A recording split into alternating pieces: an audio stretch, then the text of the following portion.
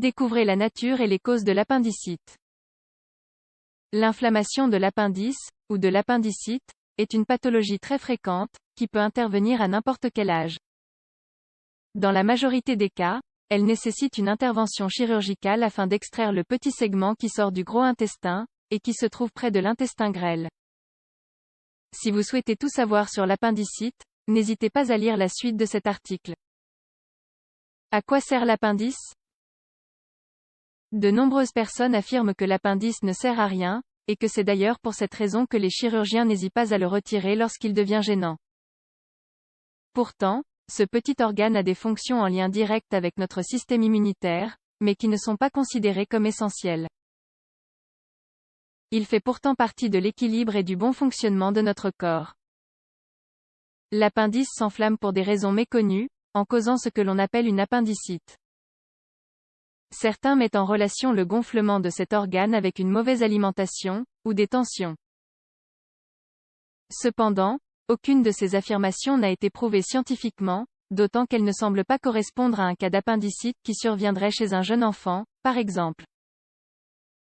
Cette pathologie est dangereuse car, si elle n'est pas traitée à temps, l'appendice pourrait se perforer et répandre une partie du contenu intestinal à l'intérieur du corps.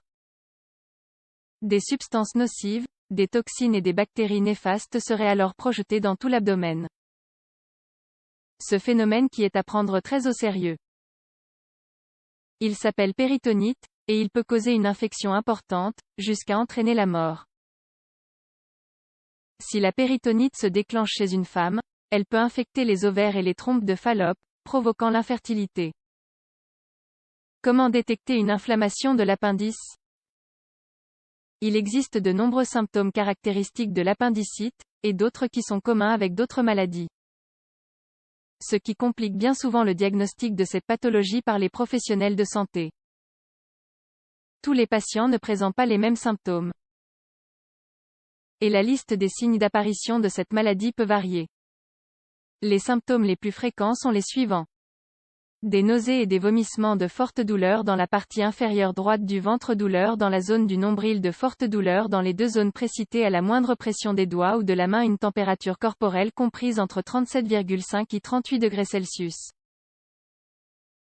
Si l'appendicite se déclenche, une poussée de fièvre et une augmentation des douleurs peuvent être constatées, allant parfois jusqu'à causer un choc. Il n'est pas toujours facile de détecter les symptômes de l'appendicite, car ils peuvent être confondus avec ceux d'une grippe ou d'une crise de foie. Parfois, des appendicites sont diagnostiqués, et l'on s'aperçoit que tout va bien, seulement au moment de l'opération. Comme vous le constatez, ce n'est pas une maladie facile à identifier. Des recommandations pour éviter des troubles de l'appendicite. En partant du principe que l'appendicite se développe à cause d'une mauvaise alimentation et de problèmes émotionnels, nous pouvons vous recommander de changer quelques mauvaises habitudes de votre vie.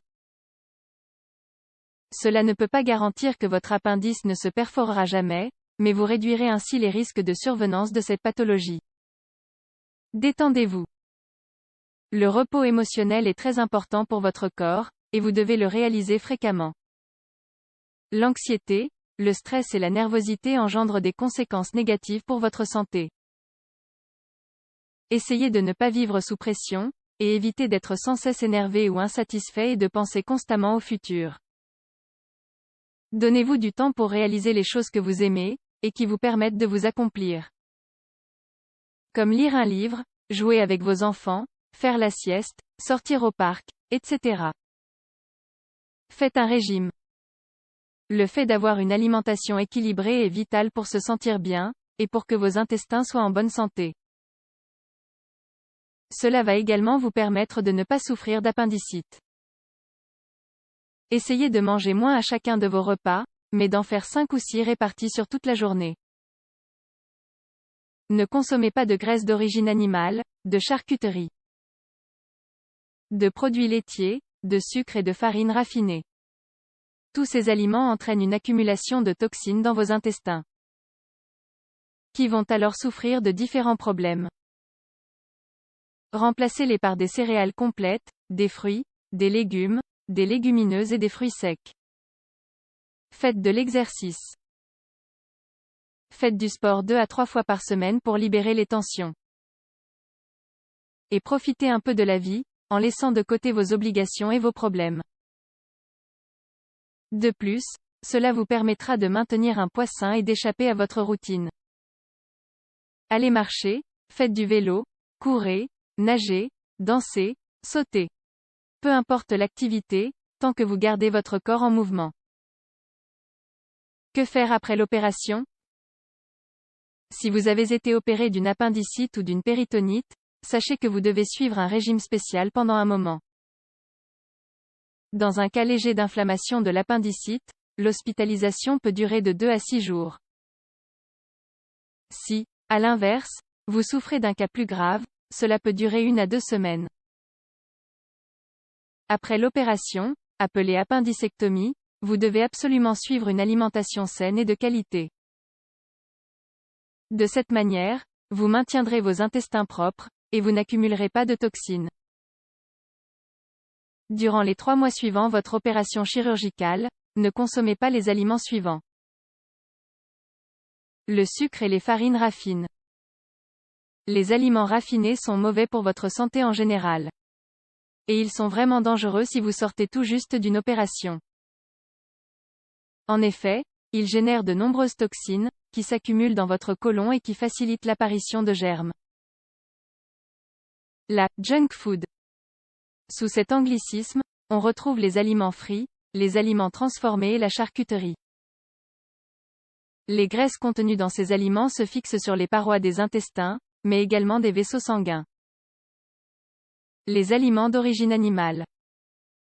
Durant plusieurs mois après votre opération, il est recommandé d'adopter pour un régime végétarien ou vegan, en éliminant de votre alimentation les produits laitiers, les œufs et la viande. Tous ces aliments contiennent des hormones et des produits nocifs.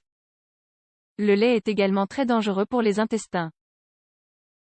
Les autres aliments à éviter: les boissons alcoolisées, café, thé, chocolat, les sauces piquantes, les condiments très forts.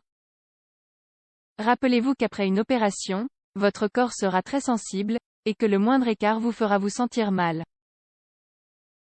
Ne faites pas trop d'efforts physiques, reposez-vous le plus possible, faites des marches tranquilles, et évitez le stress pour récupérer au plus vite.